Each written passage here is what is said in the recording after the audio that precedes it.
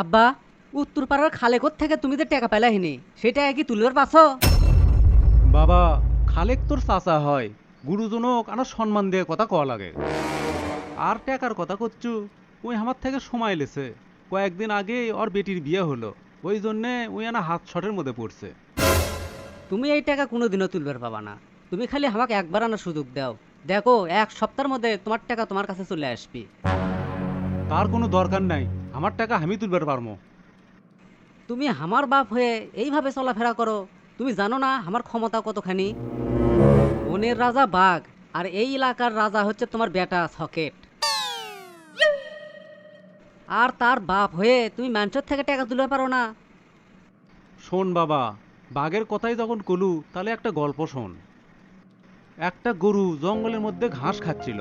হঠাৎ করে একটা বাঘ ওই গরুটাকে আক্রমণ করলো। হ আব্বা, ঠিকই তো আছে। বাঘও খিদে লাগছে, ওর খাবারের দরকার, ওই জন্য গরুকে আক্রমণ করছে। থাম থাম, আগে গল্পটা শোন। হ ঠিক আছে, কও তুমি, আমি শুনিচ্ছি।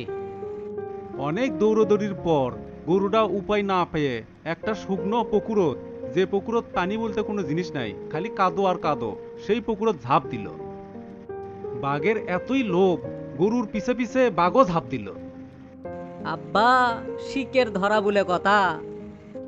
বাঘ আর গরু দুইজনেরই গলাপন্ত কাদোর মধ্যে আটকে গেল।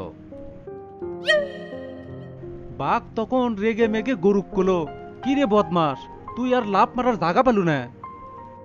শুকনোত থাকতে তোক না হয় আনা কুরমুর করে খানো হেনি, আর এখন তো দুইজনই মর্ম। গরু তখন বাঘের কথা শুনে হাসতে হাসতে কলো, তোমার কি মালিক আছে? তখন বাঘ রাগ করে করছে, আমি হচ্ছি বনের রাজা, আমার আবার মালিক কে? আমি তো নিজেই এই বনের মালিক। তারপর আব্বা? তখন গরু কলো, বাঘ মামা, তুমি তো এটিই দুর্বল, একটু পরেই দেখবা আমার মালিক আসবি। আমাক তো এই কাদর মধ্যে থেকে তুলে লিয়েই যাবি, আর তোমাক পিটিয়ে মারবি। বাঘ তখন অসহায়ের মতো বড় বড় চোখ করে তাকে থাকলো। তারপর সন্ধ্যাবেলায় গরুর মালিক আসে, বাঘক বাঁশ দিয়ে পিটিয়ে গরুটাক তুলে নিয়ে চলে গেল। গরুটা তখন হাসতে হাসতে বাড়ি চলে গেল, আর বাঘ একলা একলাই মরে পড়ে থাকলো।